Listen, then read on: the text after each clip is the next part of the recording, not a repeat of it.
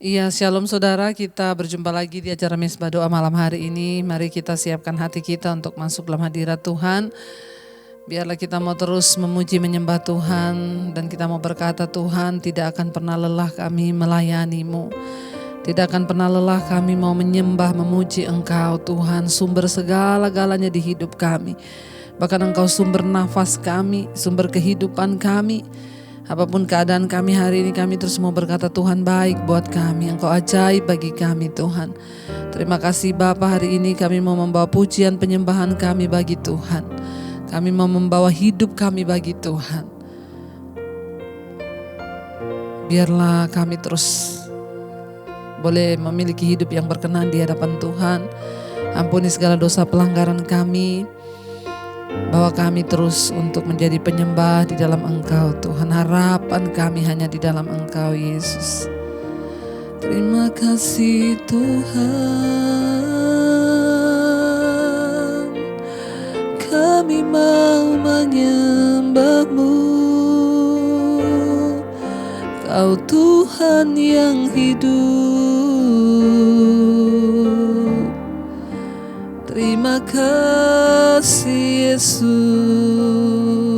Engkau harapan di hidup kami, Tuhan. Terima kasih Tuhan, terima kasih. Harapanku di dalam-Mu, hanya Kau Yesus kuatku. Ku percaya ku aman dalam-Mu.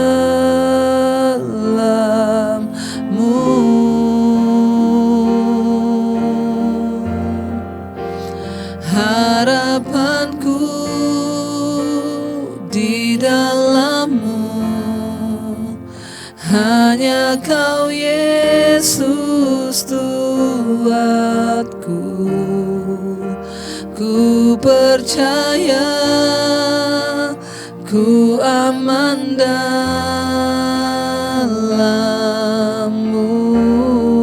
Harapanku Tuhan, harapanku di dalam-Mu, hanya Kau Yesus kuatku.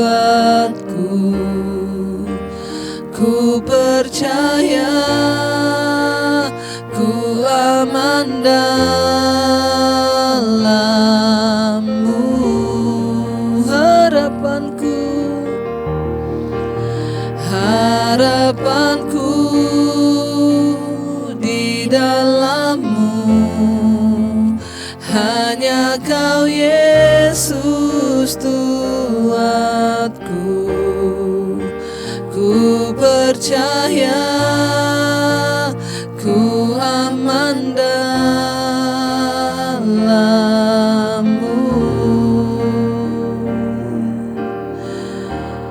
Oh, kami percaya kami aman Tuhan, hanya di dalam-Mu Yesus. Harapan kami dalam tangan-Mu. Oh, mari lebih lagi katakan, harapanku di dalam-Mu, hanya Kau Yesus kuatku. Ku percaya ku aman dalam-Mu.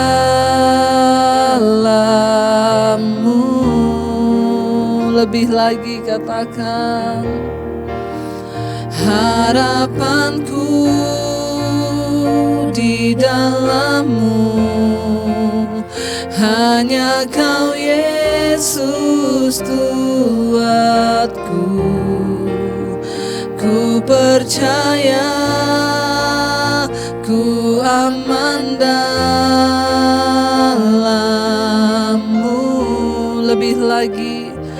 Biar kita mau berkata, harapanku di dalam-Mu, hanya Kau Yesus kuatku. Ku percaya ku aman dalam-Mu.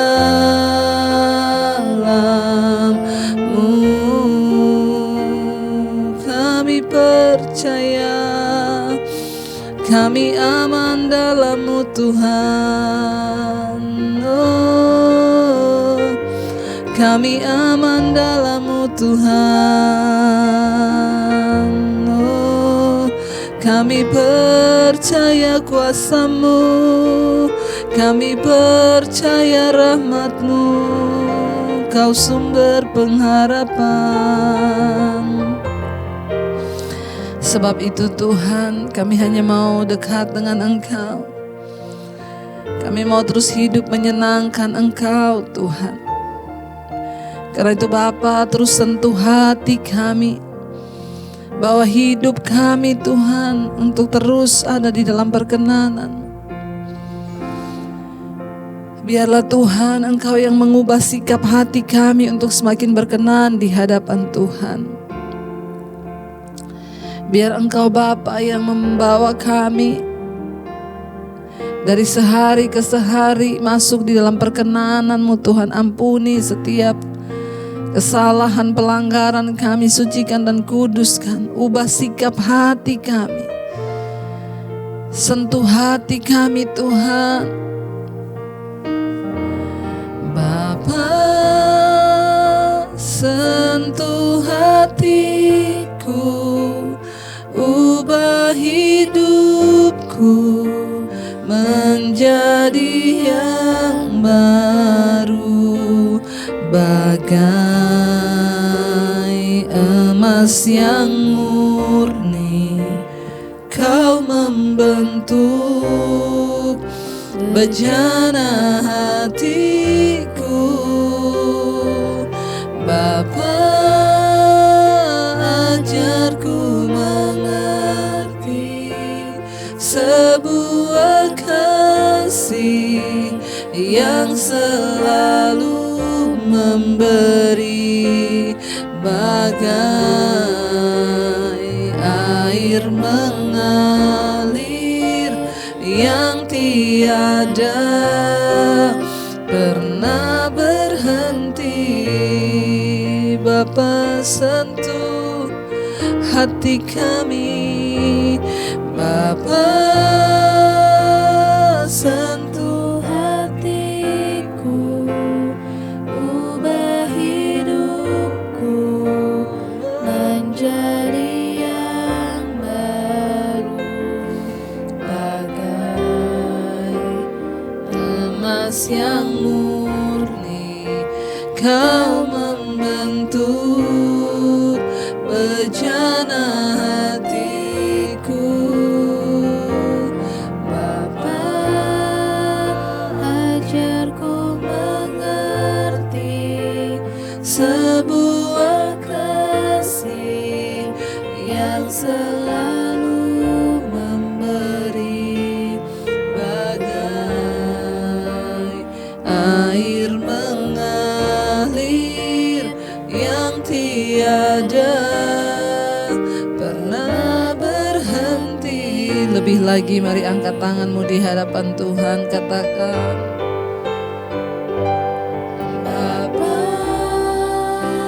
sentuh hatiku, ubah hidupku menjadi yang baru, bagai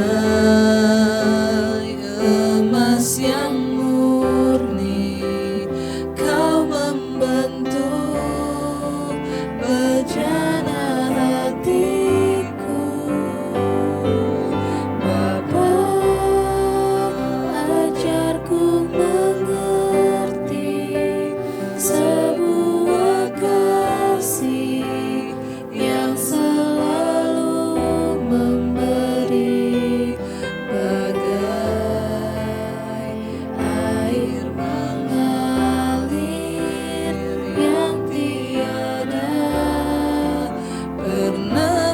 berhenti. Mari angkat tanganmu, katakan pada Tuhan, menjadi doa kita. Bapa, sentuh hatiku, ubah hidupku menjadi yang baru, bagai emas yang murni. Kau membentuk bejana hatiku. Bapa, ajarku mengerti sebuah kasih yang selalu memberi, bagai air mengalir yang tiada pernah berhenti. Sentuh hati kami Tuhan, ubah hidup kami Yesus. Biar kami terus membawa persembahan yang berkenan di hadapan Tuhan. Tubuh yang hidup, yang kudus dan berkenan kepada Tuhan. Karena itu adalah ibadah kami yang sejati ya Bapa. Sentuh hati kami Tuhan, sentuh hidup kami Tuhan. Bapa, Engkau satu-satunya kekuatan di hidup kami. Bahwa kami terus ada di dalam perkenan-Mu ya Tuhan.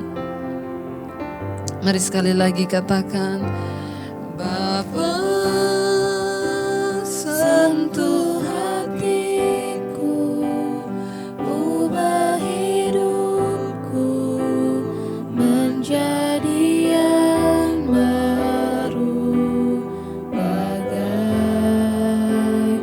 emas yang murni. Kau membentuk bejana hatiku. Bapa, ajarku mengerti sebuah kasih yang selalu memberi, bagai air mengalir yang tiada pernah berhenti.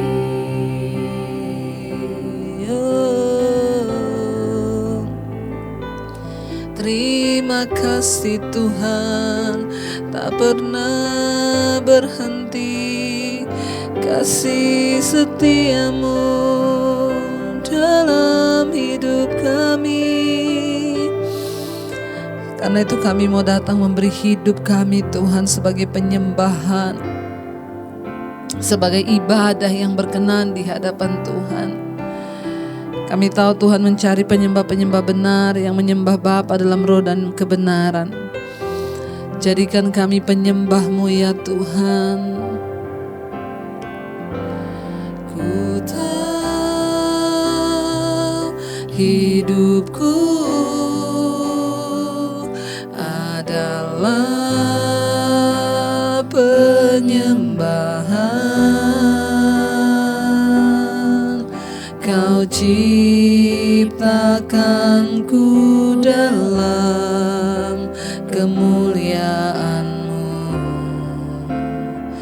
Kami tahu Tuhan, ku tahu hidupku berharga di mata-Mu. Segenap hidupku persembahkan. Lebih lagi saudara, mari angkat tanganmu, katakan pada Tuhan, ku tahu hidupku adalah penyembahan. Kau ciptakanku ku dalam kemuliaan-Mu. Kami tahu Tuhan, ku tahu hidupku berharga di mata-Mu. Segenap hidupku persembahkan. Sekali lagi dengan lebih sungguh katakan pada Tuhan, kami tahu Tuhan, ku tahu hidupku adalah penyembahan. Kau ciptakanku dalam kemuliaan-Mu. oh, kami tahu Tuhan, ku tahu hidup kami berharga di mata-Mu ya Tuhan. Amin, amin. Di mata-Mu Segenap hidup kami. segenap hidupku Yes Lord. persembahkan. Mari sekali lagi saudara, dengan sungguh kita persembahkan hidup, katakan, ku tahu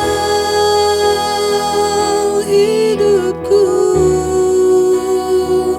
adalah penyembahan. Kau ciptakanku dalam kemuliaan-Mu.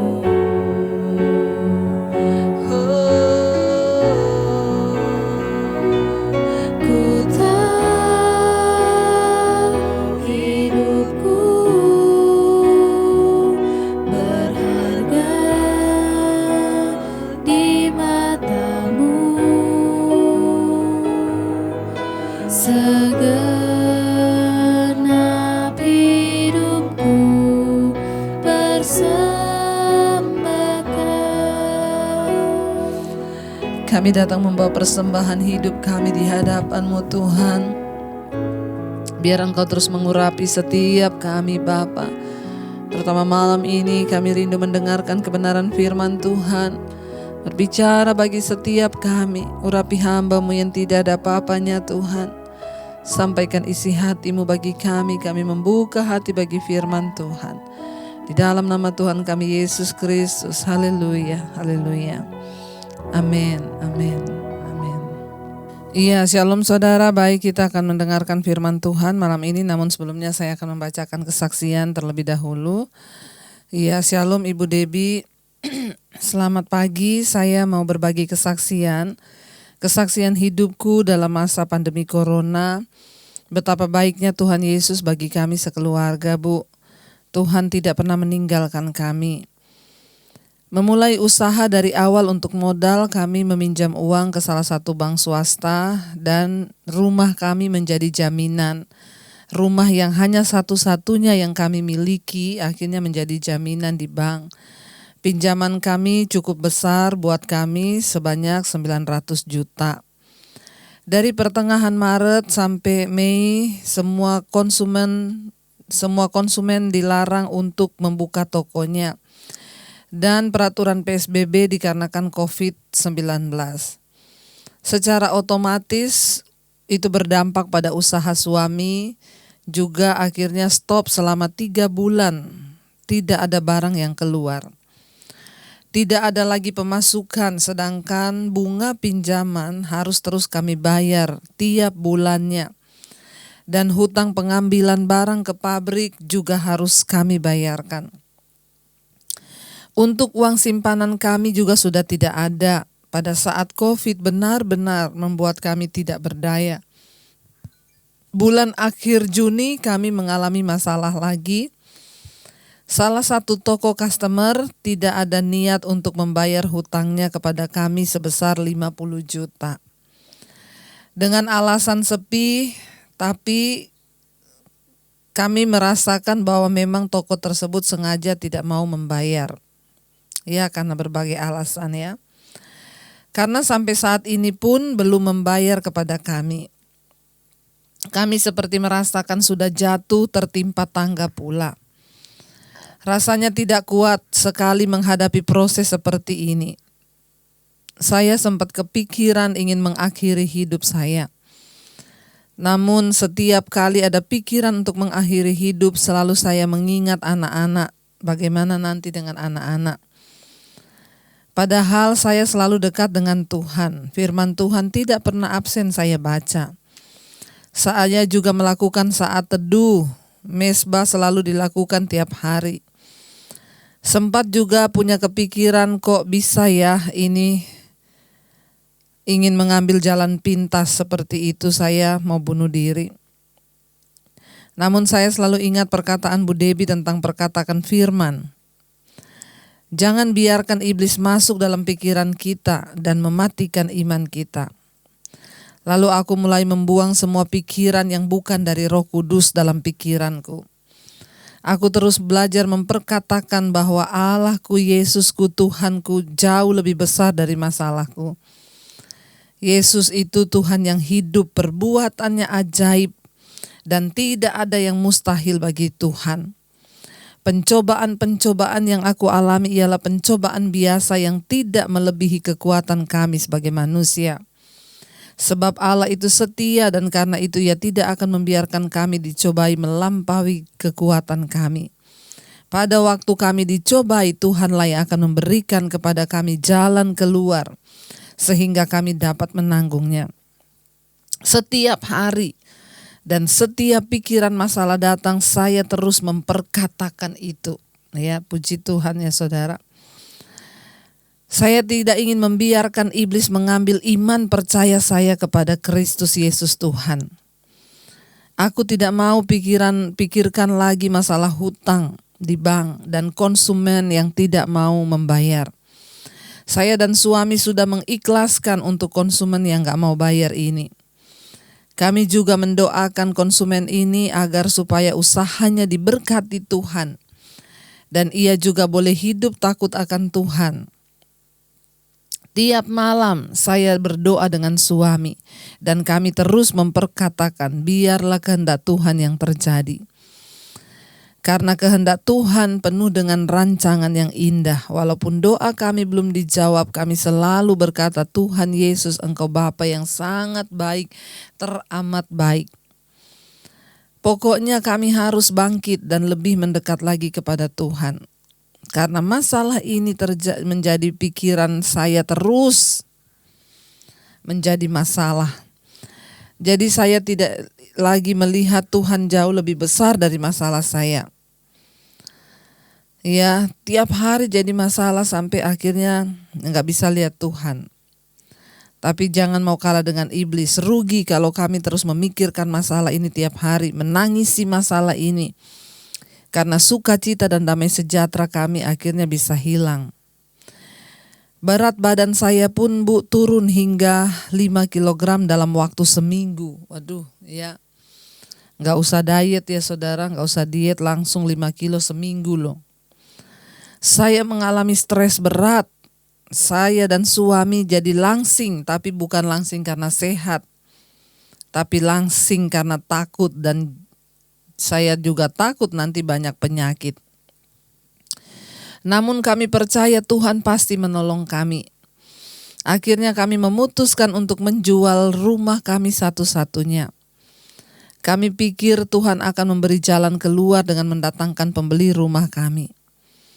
Kami sudah mengiklankannya, tapi tidak ada yang menelpon. Mungkin karena masa pandemi ini, jadi tidak mudah untuk menjual rumah dengan cepat. Ada beberapa teman yang memberikan kami nasihat untuk mengajukan masalah ini ke bank perihal untuk restrukturisasi utang ke bank. Suami sudah mengajukan dan hasilnya ya buat kami sepertinya sangat memberatkan nasabah. Hutang juga akan bertambah nominalnya setelah 9 bulan. Yang tadinya nilainya 900 juta setelah 9 bulan akan menjadi 981 juta. Karena bunga bank yang ditunda bayarnya selama 9 bulan. Jadi setelah 9 bulan maka nasabah wajib membayar hutang plus dengan bunga. Kami akhirnya tidak melanjutkan proses pengajuan restrukturisasi itu tersebut. Pokoknya sebisa mungkin kami berusaha untuk melakukan apa yang kami bisa. Selanjutnya kami serahkan kepada Tuhan. Singkat cerita, akhirnya suami berbicara kepada salah satu pabrik untuk meminta kebijaksanaan agar pembayaran kami bisa diundur. Dan suami juga menceritakan bahwa sudah 3 bulan tidak ada pemasukan dan rumah yang kami tinggali mau dijual. Karena untuk membayar hutang ke bank sebesar 900 juta. Tiba-tiba si bos pabrik itu bilang begini, "Iya, karena COVID semua juga kena dampaknya. Saya juga kena dan rugi besar, di mana karyawan juga harus dibayar upahnya sedangkan pabrik tidak beroperasi." Setelah itu, ibu tahu apa kata bos itu? "Begini saja, bunga hutang kamu biar saya yang bayarin selama 6 bulan. Wow.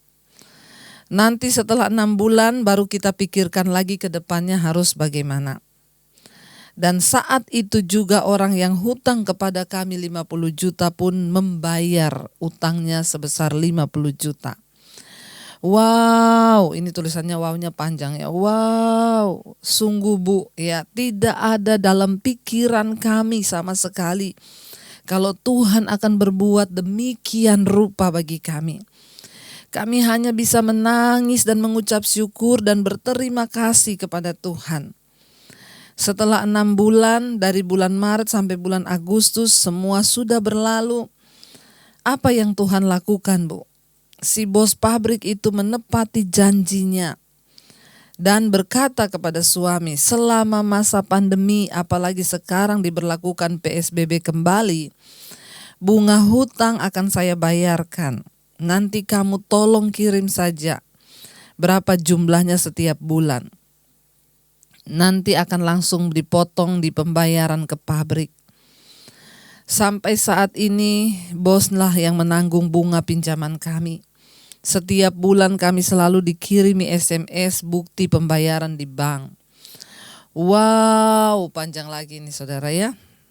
Benar-benar Tuhan itu dahsyat ketika Dia berkehendak, tidak ada yang mustahil, Bu. Padahal bos itu baru kenal suami itu bulan Mei 2018. Kok bisa begitu peduli? Kami percaya kalau bukan karena campur tangan Tuhan, maka ini semua tidak akan terjadi. Puji syukur kami selalu panjatkan setiap kami lakukan apapun. Tuhan Yesus amat sangat baik. Tuhan tidak pernah meninggalkan anak-anaknya yang berharap kepadanya. Itu yang selalu kami rasakan sekeluarga. Bukan hanya masalah keuangan saja, Tuhan juga beri jalan keluar. Karena saya juga pernah sakit kanker rahim yang pernah saya alami, Tuhan juga sembuhkan. Sudah 21 tahun saya disembuhkan dari kanker rahim. Bahkan saya sempat melahirkan anak yang bungsu pada saat sel kanker sudah ada dalam rahim saya. Anak saya sekarang sudah berumur 19 tahun dan itu semua karena berkat kemurahan Tuhan. Dan biarlah semuanya hanya untuk kemuliaan-Nya. Proses memang sangat tidak enak kami rasakan, Bu. Tapi kami terus belajar untuk menjalaninya. Pada saat proses itu ada dan berjalan dengan mengandalkan Tuhan, maka semua proses itu dijalankan seperti ringan. Karena ada Tuhan di hidup kami, ada Tuhan di hidup kita, itulah yang saya rasakan, Bu. Saya juga mengucapkan terima kasih buat Ibu Debbie karena semua khotbah yang Ibu selalu menguatkan iman kami. Hampir semua khotbah Ibu di YouTube saya dengarkan dan juga kesaksian Ibu sangat menjadi berkat bagi kami. Kami sudah mulai mengikuti Mesbah Doa Ibu itu sejak tanggal 20-an bulan April 2020 yang lalu. Jadi mulai awal pandemi itu ya. Sampai saat ini Bu. Kiranya Ibu dan sekeluarga semakin dipakai Tuhan luar biasa untuk memuliakan namanya. Amin. Tuhan memberkati kita semua. Wow saudara, saya juga mau berikan wow yang panjang. Kita tepuk tangan buat Tuhan Yesus. Ajaib saudara ya. Semua firman yang ditaburkan inilah buah-buahnya. Saudara melihat kesaksian ibu ini yang tadinya sudah mau bunuh diri, ya sudah tidak ada jalan keluar. Ya, dan rasanya dililit hutang itu ndak enak. Tapi dia tidak datang pada manusia. Dia berlutut dengan suaminya di kaki Tuhan.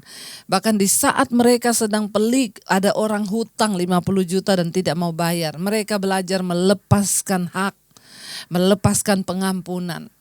Ya, dan apa yang mereka alami saudara, ketika Tuhan berkenan atas hidup seseorang, maka jalan orang itu dibukanya, bahkan persoalannya pun ya Tuhan beri jalan keluar.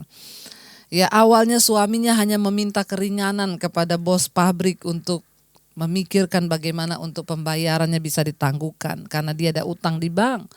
Ternyata Tuhan menjamah, pemilik pabrik itu malah dia yang membayarkan bunga hutang bang.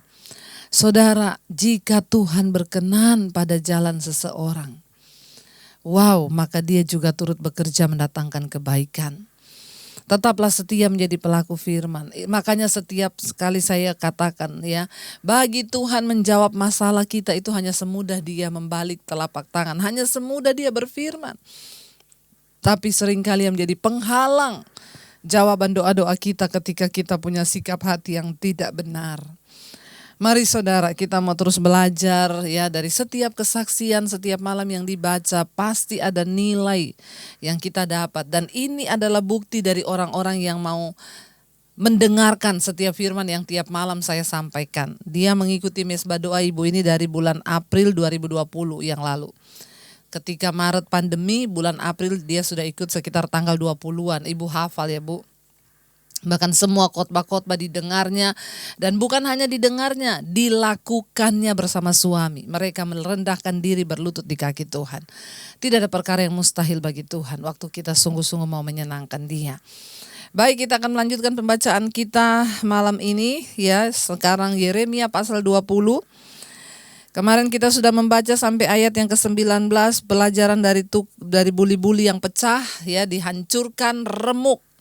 Ya, akhirnya tidak bisa dipulihkan lagi. Ya, tetapi kita tidak mau mengalami hal yang seperti itu. Iya, dan kita akan melanjutkan sekarang pembacaan kita di Yeremia pasal 20, judul perikopnya kutuk atas Pasyur karena memenjarakan Yeremia.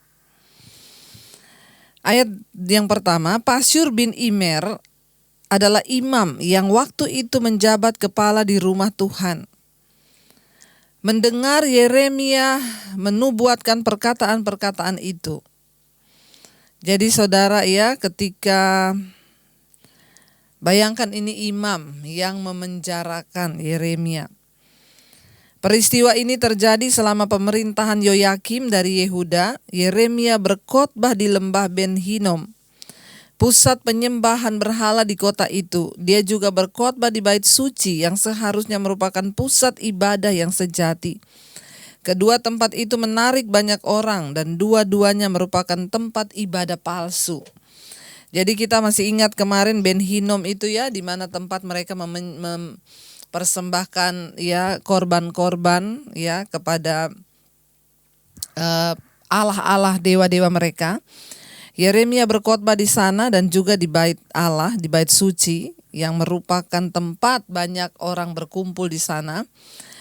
Ya, dan ketika didengar itu saudara, ya Pasyur ini dikatakan bin Immer, dia imam yang pada waktu itu menjabat kepala di rumah Tuhan.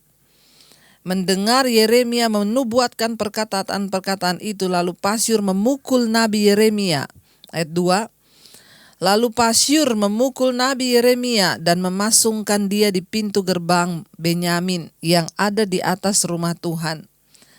Ayat 3, Tetapi ketika Pasyur keesokan harinya mengeluarkan Yeremia dari pasungan itu, berkatalah Yeremia kepadanya, Tuhan akan menyebut namamu bukan Pasyur, melainkan kegentaran dari segala jurusan.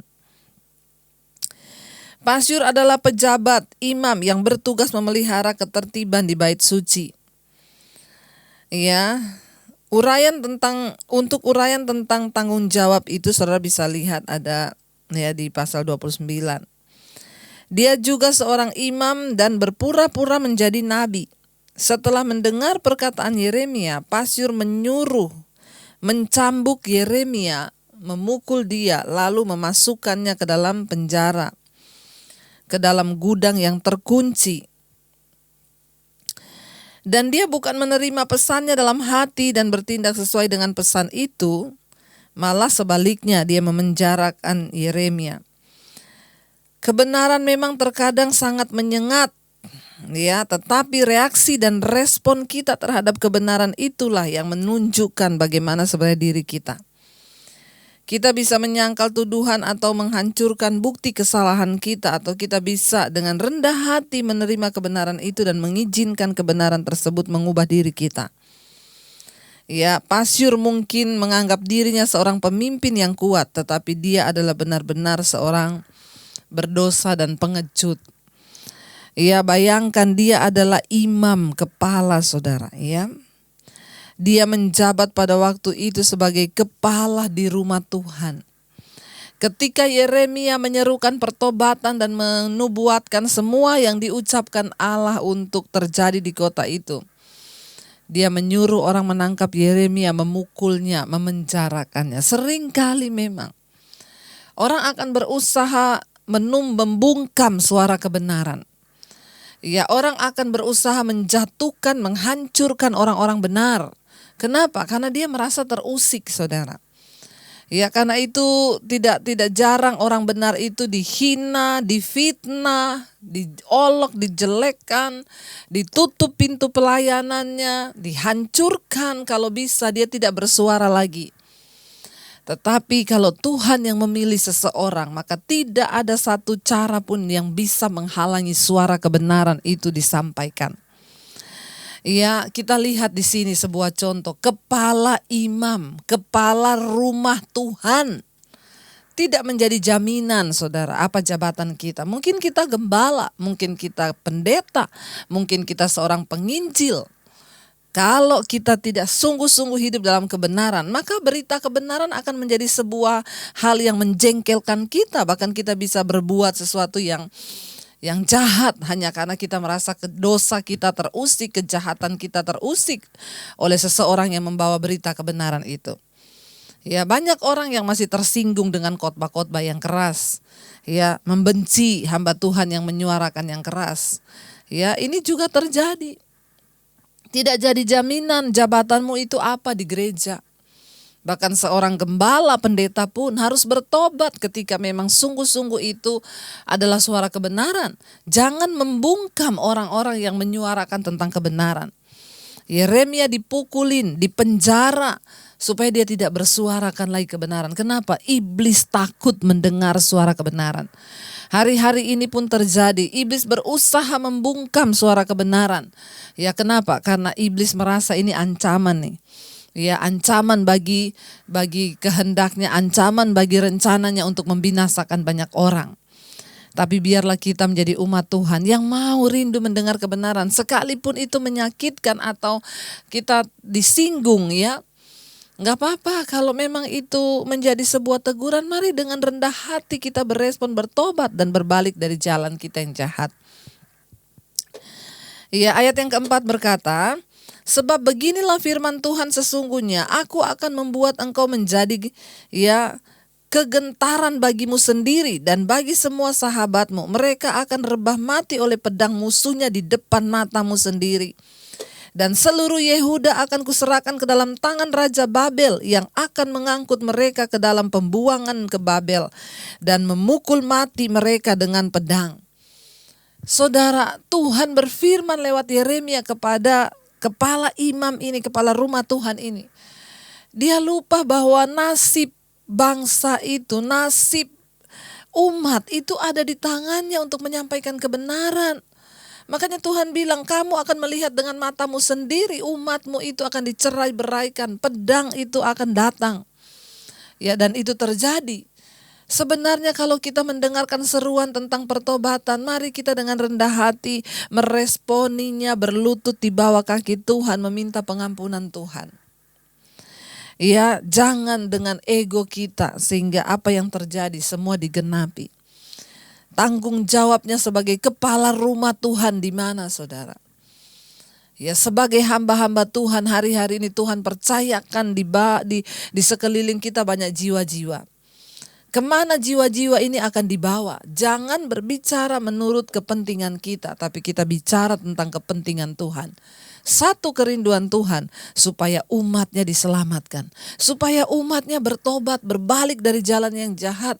Karena itu biarpun keras, saudara, berita tentang pertobatan harus kita responi dengan benar. Ya, ini sebuah contoh ditulis di Perjanjian Lama supaya kita bisa belajar. Ayat yang kelima, juga harta benda kota ini, segala hasil jeripayahnya, segala barangnya yang berharga, dan segala barang perbendaharaan Raja Yehuda akan kuserahkan ke dalam tangan musuhnya, yang akan menjarah, mengumpulkan, dan membawa semuanya itu ke Babel. Ayat 6, mengenai engkau hai Pasyur, ya kepala imam, kepala rumah bait Tuhan itu, dan semua orang yang diam di rumahmu, kamu akan diangkut tertawan. Engkau akan sampai ke Babel dan akan mati di sana, dan akan dikuburkan di sana engkau ini dan semua sahabatmu yang kepadanya engkau telah bernubuat palsu. Ya, sekali lagi jangan hanya mau mendengarkan yang palsu-palsu walaupun enak. Nubuat tentang kehancuran ini menjadi kenyataan dalam 3 gelombang invasi oleh Babel. Gelombang pertama terjadi dalam tahun itu juga, yaitu 605 sebelum Masehi. Gelombang kedua pada tahun 597 sebelum Masehi ketika Yoyakim ditawan. Dan invasi ketiga terjadi pada tahun 586 sebelum Masehi. Saudara, apa yang difirmankan Tuhan itu pasti terjadi. Mari bagian kita hari-hari ini meresponi firman dengan sikap hati yang benar, bertobat dan sungguh-sungguh kembali kepada jalan Tuhan. Saya percaya semua yang ditulis dalam Perjanjian Lama ini bukan kebetulan, supaya kita belajar dan menjadi orang-orang yang mau merendahkan hati di hadapan Tuhan, mau dikoreksi dan mau sungguh-sungguh hidup di dalam pertobatan. Karena kita tahu bahwa penyembahan itu bukan sekedar lagu, tapi sikap hidup kita. Penyembahan adalah cara hidup dalam ketaatan. Mari kita renungkan firman ini. Ajar kami terus menyenangkan hati Tuhan. Bahwa yang Tuhan mau itu hidup yang kami berikan bagimu. Karena Engkau mencari penyembah-penyembah yang benar. Artinya mereka yang tulus melakukan firman-Mu. Jadikan kami Tuhan penyembah yang benar itu, agar kami menyenangkan hati-Mu. Ku tahu hidupku adalah penyembahan. Kau ciptakanku dalam kemuliaan-Mu.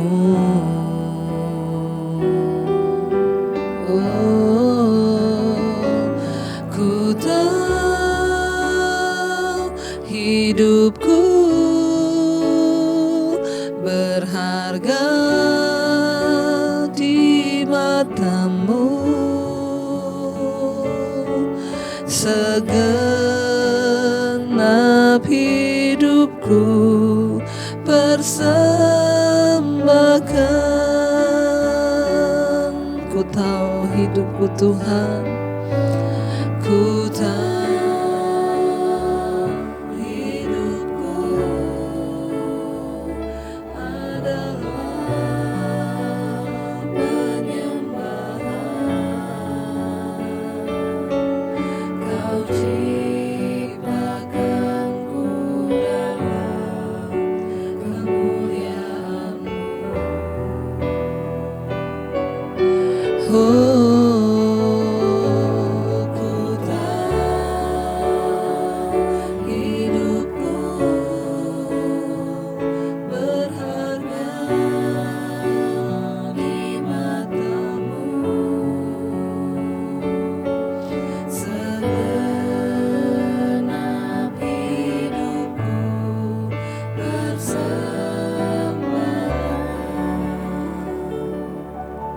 Terima kasih Tuhan.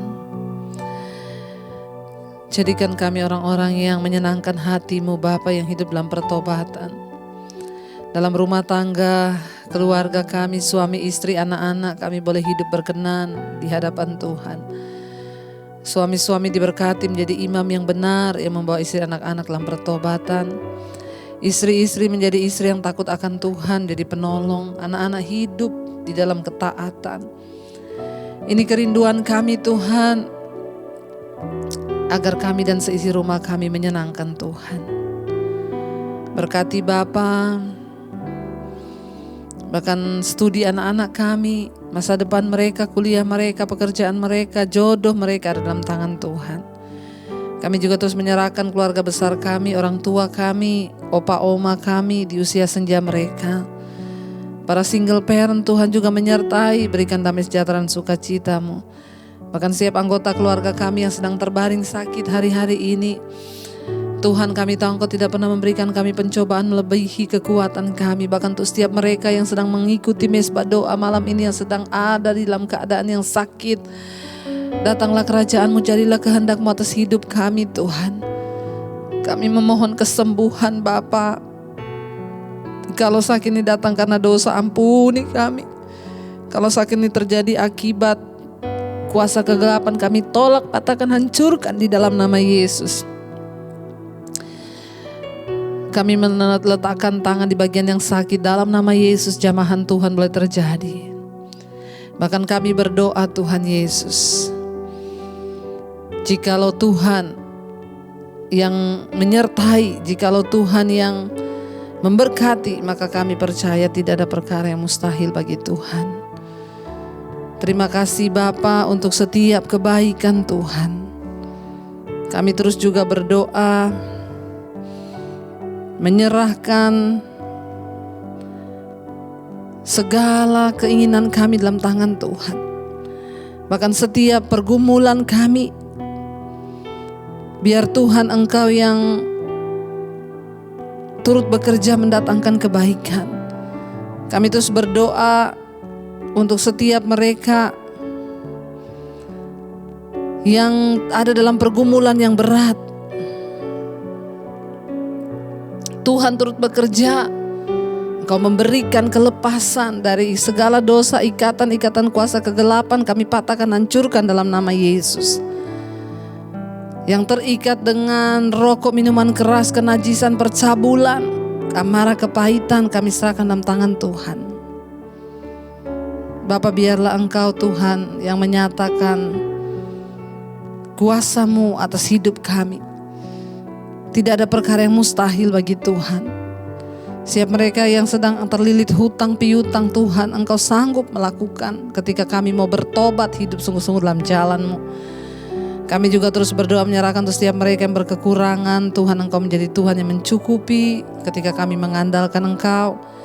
Tuhan juga terus memberkati untuk setiap mereka yang merindukan punya keturunan, punya anak, dalam nama Yesus. Tidak ada perkara yang mustahil. Bukakan setiap kandungan yang tertutup, agar kami boleh memiliki keturunan ilahi. Tuhan memberkati juga bangsa Indonesia. Shalom bagi Indonesia, damai sejahtera Tuhan turun atas bangsa kami, atas Bapak Presiden Jokowi dan juga Bapak Ma'ruf Amin. Biarlah anugerah-Mu ada atas hidup mereka dan mereka boleh melakukan apa yang berkenan di mata Tuhan. Bagi kepentingan bangsa ini, kami juga terus berdoa TNI Polri ada dalam satu kesatuan, karena Tuhan yang menyertai bangsa ini. Tuhan, dijauhkan dari segala kerusuhan, kekacauan, kami tolak, patahkan, hancurkan dalam nama Yesus. Tuhan pegang kendali. Bahkan kami percaya tidak ada kematian massal karena COVID. Berkati para tim medis, perawat, dokter, semua yang ada yang turut bekerja dalam menangani COVID-19 ini. Kami percaya Tuhan yang pegang kendali. Tidak ada kematian massal, yang ada kesembuhan massal. Terima kasih Bapa. Bahkan kami ikat, patahkan, hancurkan kuasa virus corona. Kami percaya Tuhan yang pegang kendali atas hidup kami. Kami juga terus berdoa Bapa, menyerahkan semua bangsa-bangsa dalam kendali Tuhan. 5 benua, Asia, Afrika, Amerika, Eropa, Australia. Tuhan, tutup bungkusan kuasa darah, Engkau pegang kendali Tuhan. Penjagaan, penyertaan Tuhan sempurna. Terima kasih buat malam hari ini. Kami membuka hati dan tangan kami untuk menerima berkat-Mu. Diberkatilah dalam kehidupanmu, diberkatilah engkau dalam kesehatanmu, diberkatilah keluar masukmu, diberkatilah pekerjaanmu, diberkati keuanganmu. Tuhan mencukupkan semua yang kau butuhkan, bahkan hidupmu menjadi tanda bagi kemuliaannya. Terimalah kiranya berkat dari Allah Bapa, cinta kasih Tuhan Yesus Kristus, penyertaan Allah Roh Kudus menyertai hidupmu mulai dari malam hari ini bahkan sampai kali yang kedua. Tuhan Yesus datang menjemput kita semua. Namamu tercatat di dalam kitab kehidupan. Dalam nama Yesus yang percaya diberkati Tuhan, katakan bersama. Amin, amin. Tuhan Yesus memberkati, dan jangan lupa tekan tombol like, subscribe, dan bagikan Mesbah Doa ini agar semakin banyak orang yang juga boleh mengalami berkat Tuhan. Shalom dan Immanuel.